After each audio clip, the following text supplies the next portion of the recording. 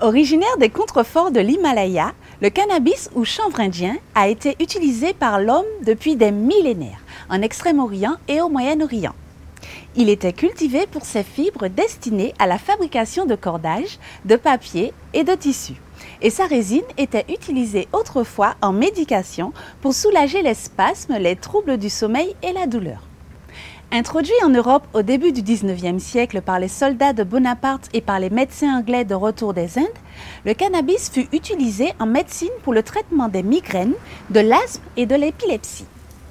Depuis, son usage a bien changé et le cannabis est devenu en quelques décennies une drogue banale. Près de 1,2 million de personnes en consomment régulièrement en France. Le phénomène est aussi bien connu chez nous.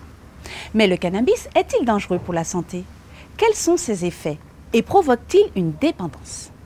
C'est ce que nous verrons aujourd'hui.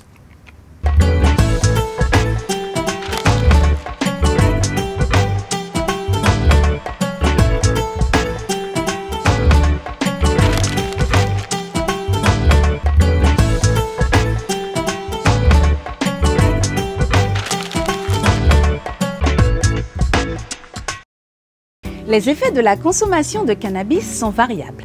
Il provoque une légère euphorie accompagnée d'un sentiment d'apaisement et d'une envie spontanée de rire ou d'une légère somnolence. Les fumeurs le prennent généralement pour le plaisir et la détente.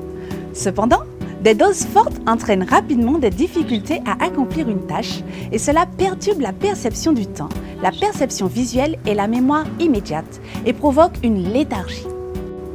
Ces effets peuvent être dangereux si l'on conduit une voiture ou pire, une moto.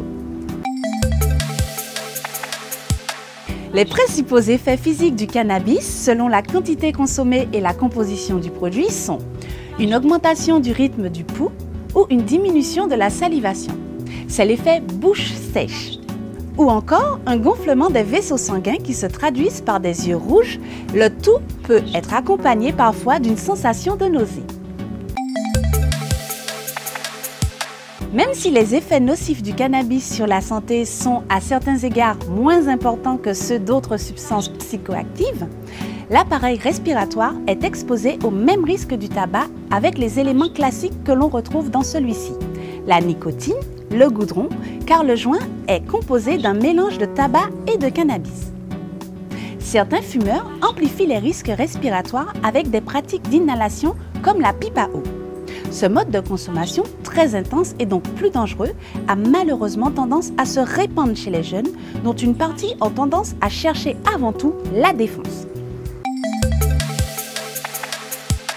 Certains comportements liés à la consommation de cannabis sont souvent mal interprétés. Cependant, dans votre entourage ou si votre enfant a subitement des difficultés de concentration ou des difficultés scolaires, ou plus grave, chez certaines personnes plus fragiles, des modifications de perception ou de dédoublement de la personnalité et même un sentiment de persécution.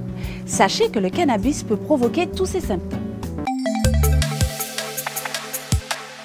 Il entraîne aussi la fréquentation de circuits pour se procurer le produit. Les risques sociaux pour l'usager et son entourage liés au contact avec ces circuits illicites pour se procurer le produit peuvent alors vite dégénérer, surtout s'il y a une dépendance psychique à celui-ci liée à une consommation régulière et fréquente.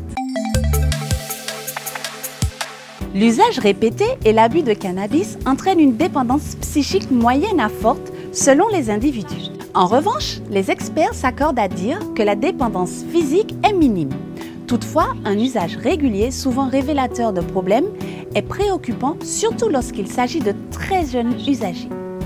En tout état de cause, le cannabis est nocif pour la santé. Une consommation régulière ne peut que vous enfermer dans un univers sans avenir, sans parler des complications pour votre santé. Et comme on dit, un homme et même une femme avertie en vaut deux. Sur ces profondes paroles, je vous dis à demain pour un autre sujet que l'on abordera ensemble comme d'habitude.